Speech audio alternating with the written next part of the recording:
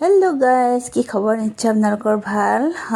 এয়া শ্বিলং পাই আমি সোমাই দিলোঁ হোটেলত পেট পূজা কৰিবলৈ আৰু অৰ্ডাৰ দিলোঁ ৰোল, চাহ আৰু ৰোল। ইমান যে টেষ্টি আছিলে ৰোলটো খাবলৈ। তো আমি খাই বৈ ওলাই আহিলোঁ আৰু এখন বজাৰ, ইমান ধুনীয়া ধুনীয়া বস্তুবিলাক দেখিছোঁ। কিন্তু স্পেচিয়েলি আমি ইয়াত ৰখিছোঁ এটা স্পেচিয়েল বস্তু চাবৰ কাৰণে। অলপমান ডাউনলৈ যাব লাগিব। তো দেখাই আছোঁ, আপোনালোকে চাই থাকক ভিডিঅ'টো লাষ্টলৈকে দেখিব কিহৰ কাৰণে আমি ইয়াত নামিলোঁ। জেগাখিনি স্পেচিয়েলি কি কয় নাজানো এইখিনি। আমি ইয়াতে গাড়ী ৰখাই খাই বৈ এতিয়া স্পেচিয়েল বস্তু এটা চাবলৈ নামিছোঁ আৰু অকণমান তললৈ যাব লাগিব।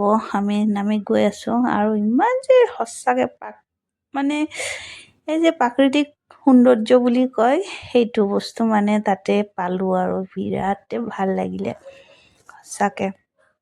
মানে ফুৰিব গ'লেই নহয়, আচলতে কিছুমান বস্তু চাব লাগে আৰু কিছুমান বস্তু মানে মনত থাকি যায়। এই প্ৰাকৃতিক ধুনীয়া সৌন্দৰ্য বস্তুটো মানে মনত থাকি যায় আৰু স্পেচিয়েল বস্তু এইখিনিতে আপোনালোকে দেখা পাব। আমি এইটো চাবলৈ আচলতে ইয়াত ৰখিলোঁ। ইমান যে ধুনীয়া সঁচাকৈ মানে মানিছোঁ আৰু। মই আগতেও শ্বিলঙত গৈছোঁ, কিন্তু এইবাৰহে মানে এনেকৈ ভালকৈ চাবলৈ মানে অলপ সময় ল'লোঁ। খুবেই ভাল লাগিলে, পৰিৱেশটো ইমান ধুনীয়া আৰু মানে খুব এটা ফ্ৰেছ লাগিছে নামি পেলাই। জেগাটো ধুনীয়াই আৰু মানে ইমানেই ভাল লাগিলে এইখিনি ৰখি। আৰু আচল মেইন বস্তু হ'ল এইটো।